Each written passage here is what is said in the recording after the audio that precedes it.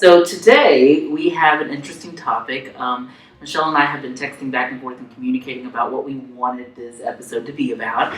And we came up with 4 things, right? We came up with relationships and the 4 relationships that you kind of have to navigate in order to be successful as a Latino in higher education, right? So this episode is called Family, Friends, Mentors, and Champions. Do you want to talk a little bit about each one of them and then we'll go in depth? I do. But first, let me ask you a question. Sure. Slow down. I'm ready to get it going. How are you? I'm good. I am busy. You didn't saludar. He didn't saludar. He didn't do Hello, anything. everybody. How are you? Hope everything is going well. To me, Sonso.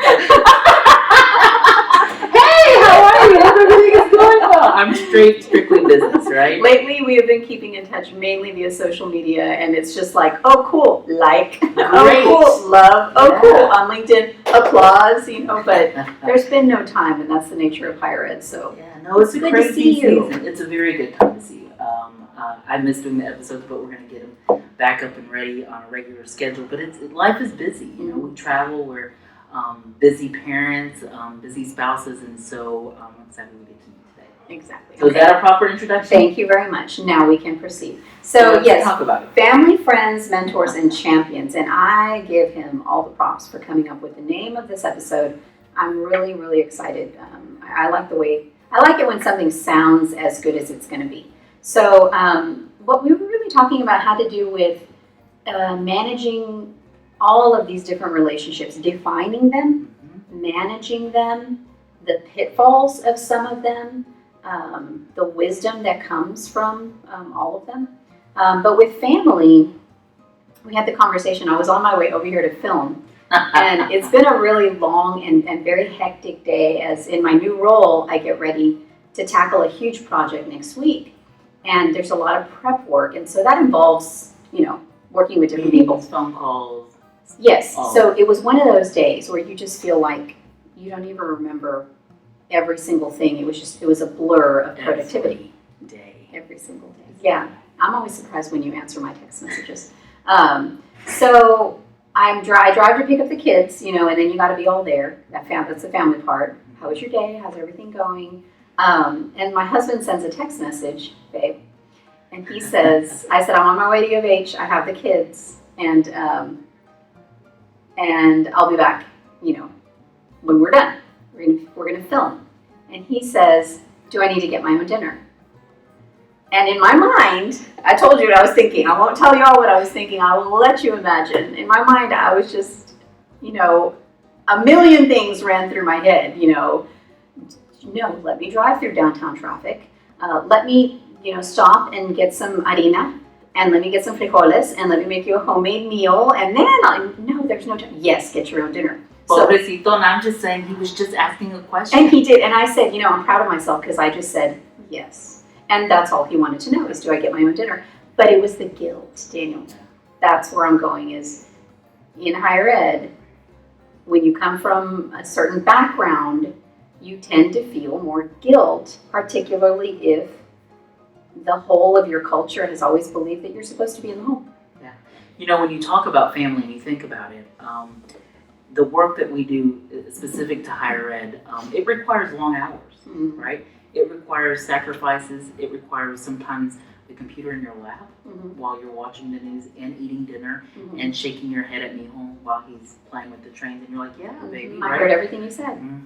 But it also can require travel. And for me, I travel extensively. Yes, you do. And so it's constant with, hey, I'm out this week, I'm out Tuesday, Friday, I'm out this, I'm flying it, right? And so talking about the compromise that your family has to make in order for you to move up in higher education. And I don't think that's specific to Latino. I think one of the interesting points is how we deal and how we address it, right? One of the things that you and I talked about is this inner guilt, right? So I want to ask you a little bit more about inner guilt and how you manage it under the branch of the family, right? When I think about I'm out and I'm away, I am networking with colleagues after an event, and it's like 10:30 at night, right? And I'm thinking, wow, this is so much fun. I've met some really good people. Poor Anna, she's giving Diego a bath and putting him to sleep by herself right now. Right. And this inner guilt of, right? And I can only imagine as a mother with several kids, how you manage that, how you feel. So talk a little bit about the inner guilt and dealing with that, specifically how you manage it. The inner guilt has some religious undertones, as we well know. Te va a castigar Dios. God's going to punish you for thinking those thoughts or for doing those things. God, right? He's going to get on you. I know. And so part of it is, the idea of what I'm supposed to be doing according to my culture. Although I am so proud of Latinas lately, particularly J-Lo and Shakira. Hey, they had Thank you for the show of force. Halftime show. Yeah, and so the guilt has to do with, it's two things. It's one, I feel it. I feel that when I'm out of town, I have to go out of town on Thursday. I'll be gone. Come back on Friday night. I won't be there for baths. I won't be there to do bedtime story. I won't be there to make sure that they get up on time, to do things the way that I do them, because mom does it a certain way, dad does it a certain way. Mm-hmm. And I rationalize that by telling myself, you know what, how lucky they are that when I leave, they have their dad, because he can do everything just the same, that I would do. And they're building that relationship with him. My grandmother, this is a different perspective we talked about, my grandmother had no one to ease the burden. So travel was not even an idea. Like, where was she going to go? She never got to leave the house. We were too poor. There you go. Yeah, exactly. That was you want to take a vacation? Go plant some flowers. That's about all we could do. We were so poor. But, or go outside to the lasso and hang up some clothes. Look at the sky and listen to the birds while you're out there. There was no vacation. She didn't get a break.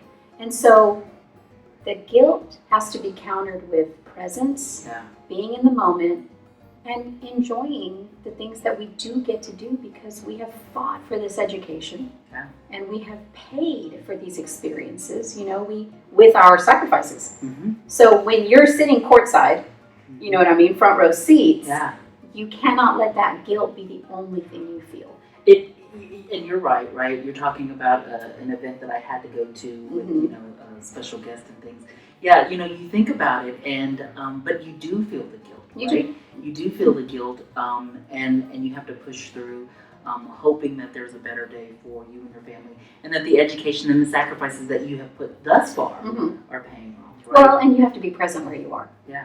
I can't sit at a conference and stare at pictures of my kids and cry, through a professional development session. Yeah, I do. I sit in the corner and cry. You wait till you go home, get back to the hotel room. We're teaching them something. Yeah. You're teaching your son something, and I'm teaching my 3 who are in the other room something, which is you can do a lot in this life. And you have to go grab it. And despite your feelings, you have to manage them and push through. I do think that it's important also, under the family branch, that when we're talking about it, that we talk about the impact of relationships in the family, right? I know you've done your doctorate, going through it, and we both can empathize with the amount of time, energy, the requirements, right? In terms of my family and in terms of yours, we've talked about how relationships have altered. They have. Right? There are things that are different. Paused even. There are things that are long pause. Yeah. And it's because at certain points you can't articulate what you're doing. Mm-hmm. You can't rationalize how you're doing it because you're doing it so fast. And there's so much, right? Yeah. And people can feel a certain way, especially Latinos, that I texted you and you haven't responded back. Oigan, you're too good. The doctor now won't talk to me. I sent you the chisme and I got no reply. Right. I mean, that's an automatic strike 3. Yeah. And what's interesting is I get it. I get the jokes. I see them. Mm-hmm. I may not be in the proper place or the right state of mind to respond to them. Yeah, right? I know. But I can't respond to some of the stuff my siblings and my cousins send me in the professional environment. Yeah. But I don't think they can either, to be fair, Yeah, so it does have impact on relationships. So what did we learn about family before we move on to friends? Family is, we have to balance the sacrifices in our minds and not make it all so negative and so guilt-ridden. We are going to make sacrifices, but you know what? Our parents before us made sacrifices, and I think ours are at a higher level, and one that at the very least, we are building the generations up so that our children can even, succeed past our highest peaks. Yeah. So. I think it also is important that we learn how to manage those relationships within the family, and know that your family always doesn't have to necessarily be separate from your community events, from your work, right? Right. When I have a banquet, I take Hannah. Yeah, Like, she's absolutely. my guest, and so however much, if we have an open house here on campus, I bring meat home. He gets all the little alligators, like he's happy. And so knowing that there's a time and place for that balance, and managing it just as best as you can. I was laughing because I was thinking about taking my cousin Jennifer somewhere with me.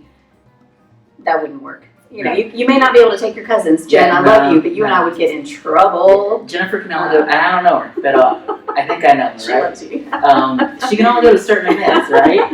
Yeah. And this may Just not be like one. she's a nurse, I probably couldn't go to her stuff because we just cut up too much. So, Yeah. I mean, you have to hold the family dear in your heart, and try to explain as much as possible that life is going to change as you aspire, towards something like a doctorate. Yeah. Because that's really where you see it. Everyone is busy. Our cousins have jobs too. Our siblings have jobs too. But I think particularly when you aspire towards that higher degree, everything changes. And it's constant. Yeah. Moving along to friends, right? And sometimes this can bleed over from family to friends. This was eye-opening. Yeah, but when we talk about friends and we're relating this specific to higher ed, right? The workplace and engaging. I have a couple of questions for you, and you and I don't see eye to eye on this, right? We have different views, so we're gonna play the view, right, and have opposing views. But can you really have friends in higher ed and at work and through job? And how do you define friends? And what do they look like? And what's the difference between a friend and a colleague, right? And how do you nurture those relationships? Right? Well, I'm going to one up you and ask you a question back because that's what good leaders do. Are there levels where it's easier to have friends?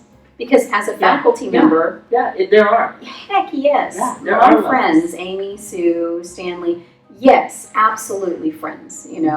But as you move into different roles, does that change? It does. Because of the job? It changes tremendously. And I think that's one thing that people don't speak about is as you move up in higher ed administration, the more exposed you are to everything. And there's some good exposure, right? Sure. Events that you get to go to, things you get to do. Yeah. But there are some really vulnerable things that you're exposed to, right? And when you're at a lower level in the organization and you don't have to make difficult decisions that impact people's lives, right? Yeah, it's easier to make friends. You're more receptive to being a friend, right? So. But when I'm at a different level and I have to make decisions about budget cuts and reduction of hours and reducing positions and or correcting someone, correct write-ups, right? Which I believe profoundly in management. I do too. I am a manager, right? I hold people accountable. You can't always be friends. No. Right? And you have to decipher. And I would answer this question, my own posed question. He's answering his own question. I am. I do this. That I don't think you can have many friends in higher ed. I think you can have a lot of really good colleagues. And I'll tie it to an analogy that I was sharing with you. I like the analogy. Right? I have to make something with that. When you think about higher ed friends, right? I put quotes around them because I'm talking about friends that I thought were truly lifelong friends, right? And the faces and names come to mind, and I'm not calling them out, but they know who they are. Oh my gosh. They're what I would call leaves on a tree. Okay. Right? Because they go with the wind. Right? In good times they're there, in bad times they're not. They fall off. They go with the wind. And at your peak and at your pinnacle, they're there championing you. And the minute something happens or it doesn't go right, or maybe you've misstepped on something, right, or you're not the belle of the ball, right, that leaf has flown off. Okay. Right? They stop talking, stop engaging, don't look your way, lunch invites aren't coming anymore, right? So those are what I would call leaves, right, in a relationship, right? And then there are those friends that I would call branches. Okay. I'm using a tree analogy, go with me, right? You got it? The branch, those are people who you truly believe are your friends. You've made a deeper connection with, you've maybe shared some things about your personal life you've been a little bit vulnerable to. But applied with pressure, they can break, right? And they're gone with the wind. Yeah. They've fallen, right? You had a bad time. There is no reinvesting in that relationship. Reinvesting, you're done, right? Yeah. And what's tricky about friends in higher education is that sometimes you can't decipher the leaves from the branches, right? Until you get through the hard times. Until you get through the hard times. Or you're in the middle of it. Or you're in the middle of it, right? But the third category is the most rewarding, right? And those are the roots that hold the tree together, right? That are there nurturing them. And I've made friends. I have made deep friends in higher ed who are going to be lifelong friends, right? And those people and faces are coming to me right now, and they know who they are. And those are my roots, right? They hold me accountable. Remember when? Why did we ever do this? What were we thinking? Why were you, right? And so I think that, I would answer the question of, can you make friends in higher ed? I think generally you can, but you have to decide for the levels. You have to be discerning too. And that's one of the things we talked about is when I said yes, and now that he agrees with me, it turns out that I'm right. When I said yes, what I was thinking is we bring so much sociability, and socialization and the need to interact. We bring a lot of that to work because we are part of an oral culture, an oral storytelling culture where if you come from poverty, the only thing you really had to do was talk and tell stories and laugh, have good times together because you can afford that, right? Barely. Sounds like close. But we bring that, and so my perspective was I don't want to sacrifice my desire to have relationships at work, to bring that sense of fun and friendship. I don't want to pare that down. But at the same time, when you were talking about some of the lessons that you've learned and the unmentionable names and people, I also don't want to go through that. So I think I just want to spend more time evaluating people and maybe just, watching more closely, being true to who I am, which is a friendly person, but also maybe not always going overboard and going out on a limb that might break. And I think understanding that on a limb that might break. I know a lot of limbs. I'll share the names with you. You will not. So ultimately, it's up to you to be discerning. And manage those relationships and understand where they are. This was an interesting conversation because previously we had family, friends, and mentors. And after quite a bit of pre-filming discussion, our producers, our behind-the-scenes team, one of my makeup artists, backstage. We're so funny. This is why we get along.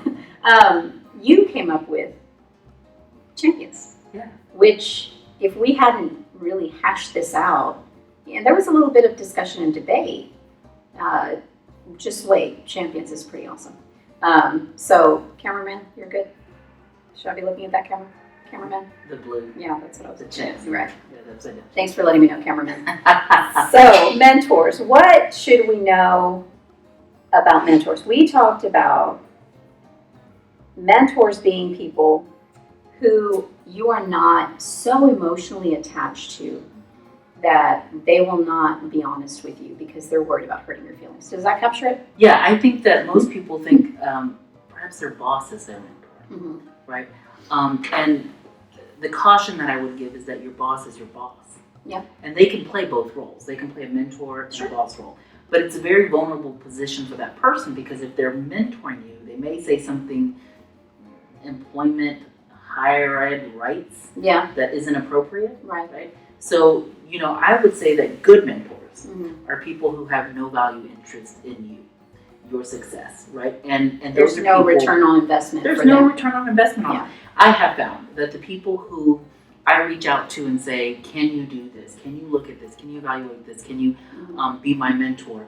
They're people who could care less about my success, right? Because they give unsolicited feedback that is not emotionally based. Not biased. Not biased, that's saying you need to work on XYZ. And they have no care in the world on whether I do it or don't. It doesn't affect them. It doesn't affect them, right? And so I think most people would say their mentors are their friends, are people who they've worked with, or their current, and I'm not saying previous bosses, right? Yeah. But a previous boss is great if they're no longer your boss. Yeah, right? Because your boss, to some degree, you represent. And so they do have a vested interest, and so... And maybe what is best for you, because I've had bosses that what is best for you is really not what Not they're going to best tell for you. you. It's best for them. Right? I have a boss right now that's amazing, Mm-hmm. right? He really is telling me, hey, you need it, right? He has an amazing boss. But there are bosses that are like, you probably should hold off, and it's their vested interests Mm-hmm. that they're pushing, Mm-hmm. not necessarily yours. So you really have to know about your mentor, right? And I think another thing is that you have to explicitly ask somebody.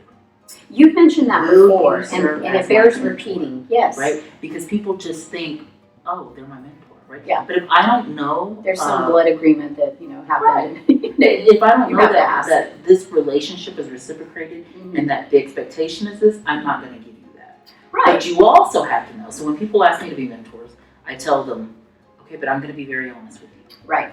And you may not like what I have to say. Because, and let me say this: in higher ed, mentoring is a thing. It is. There It's is very much research so. behind it. We know about programs. We try to implement them across the board for students, for staff, for faculty. We know the power of mentoring. And so that's why, from an educated perspective, we are able to say it needs to be an agreement. You need to ask, and you need to Lay out expectations. as a mentor, you need to lay out expectations and be honest. I have two bosses, Current, former. current, two levels of bosses, one and then the big boss. And both of them are very direct Mm-hmm. leaders. And so I see value in that Yeah. because their focus is student success. Yeah. And feelings cannot get hurt. Luckily, I'm not very prickly or sensitive, so But I don't you hurt can. your feelings, Michelle. Yeah, that inside joke. I don't get my feelings hurt. Be direct. I want the fastest way. In the strengths assessment, my top strength is futuristic. So I want to advance into the future to get the thing done. I feel confident that my bosses currently, while I think they like me, hired me because I can be mentored. Into what? Directly mentored, not emotionally mentored. I don't need an emotional mentor. Yeah. I'm a I friend. need an emotional mentor and a. It's called a therapist. So So get over and get the other a thing we therapist, talked about was a mentor being more like a coach. Yeah.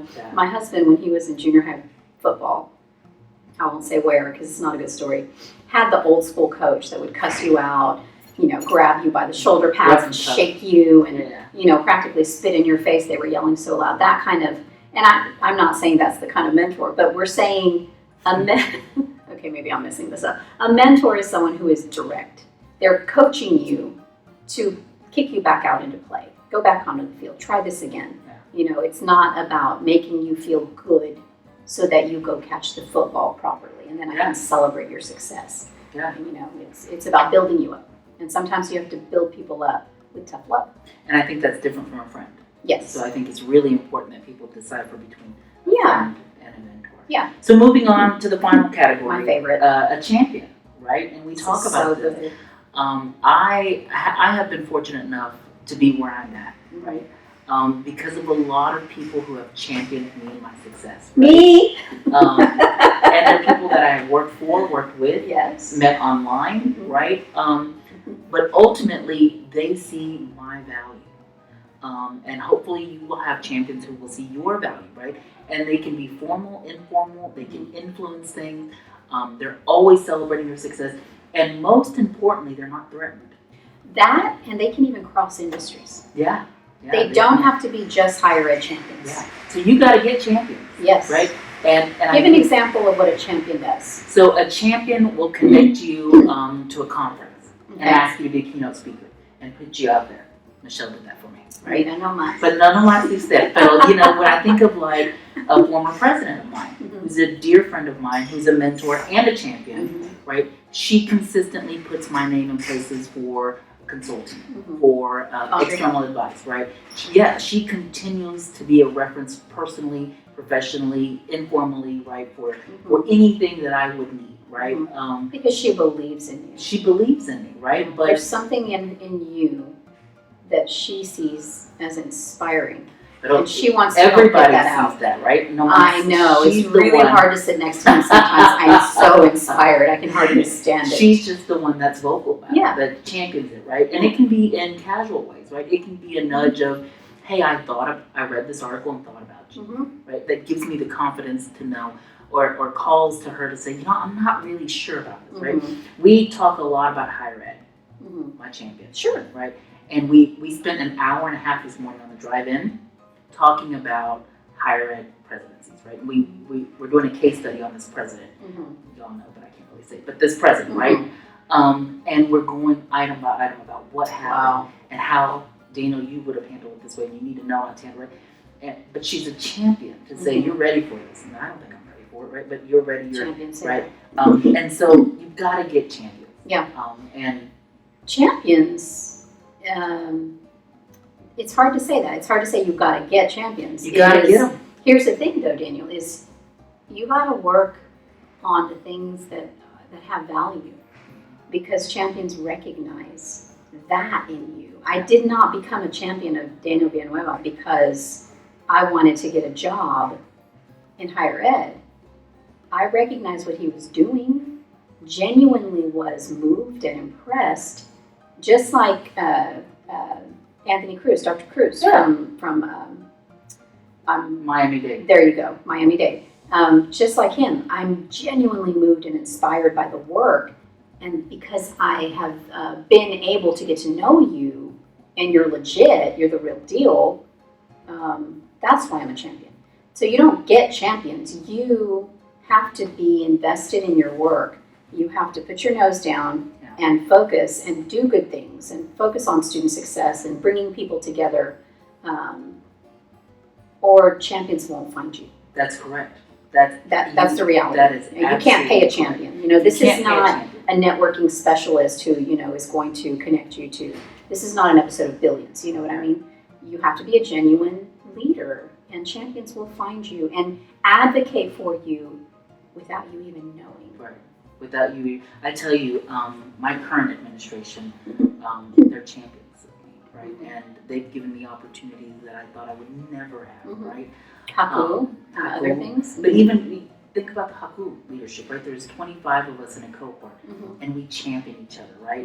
Dr. Sue Rivera is the first Latina president. Yeah, we're so excited for her, right? It's amazing. But our group is in constant contact with each other about our successes and how, right? And she is constantly reaching out to say, is anybody interested in this job? I will nominate you, right? I'm not interested in any jobs right now. But, you think about these champions that you build up, and they value you, and you've got to get champions in your corner. Right. But I think you do it through hard work, through being genuine, and being authentic, and hoping that the good work is embraced by those who can champion your success. And on the other side of it, you need to be looking for people to champion.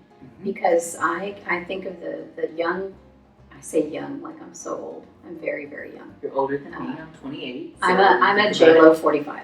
So there's not 45 from back in the day. I'm a JLo 45, but there's a difference. No, the idea is, if you are really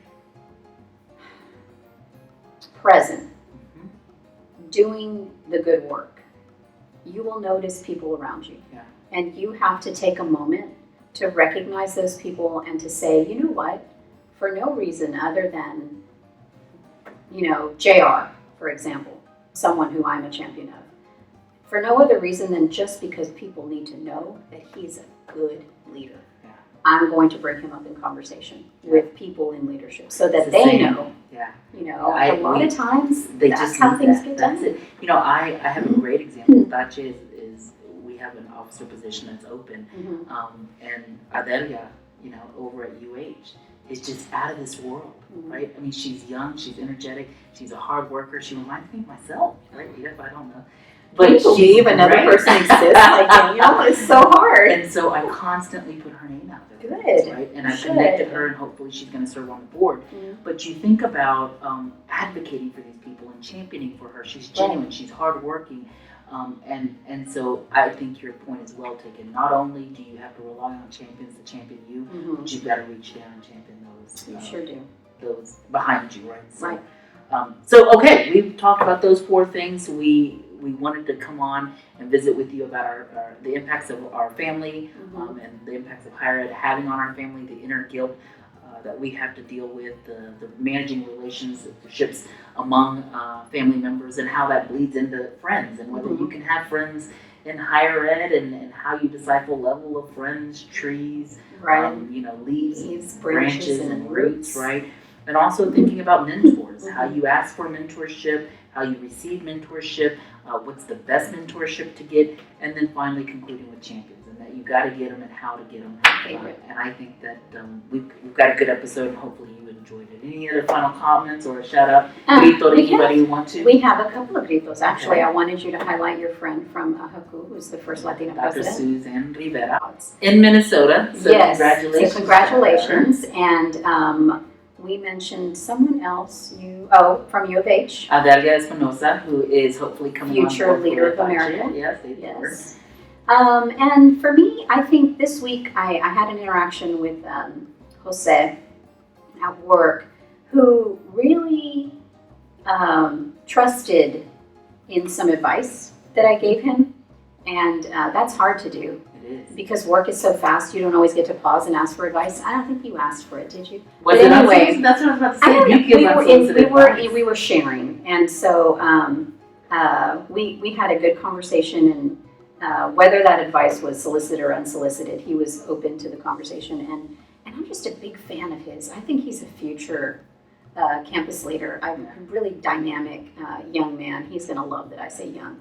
Also, although he works out a lot. But I'm really proud of the way he brings his passion to the job. He's a very passionate leader. Does he need a job? We're always looking for passion. Offline conversation. So yeah, Jose, just a shout out to you for bringing the passion to work, because we need that, especially with our growing and changing student population. So thank you for that. So thank you for watching. Shout out to my kids who are quiet in the other room. Yeah, they've been fantastic, right? Yeah. So thank you guys for watching. We hope that you enjoyed this episode. We hope that sharing our stories, our insight motivates you to keep going this week and moving forward with your family, friends, mentors, and champions. Absolutely, and look forward to our newsletter. Coming soon. Still so coming exciting. Soon. Thank y'all. Have a good time.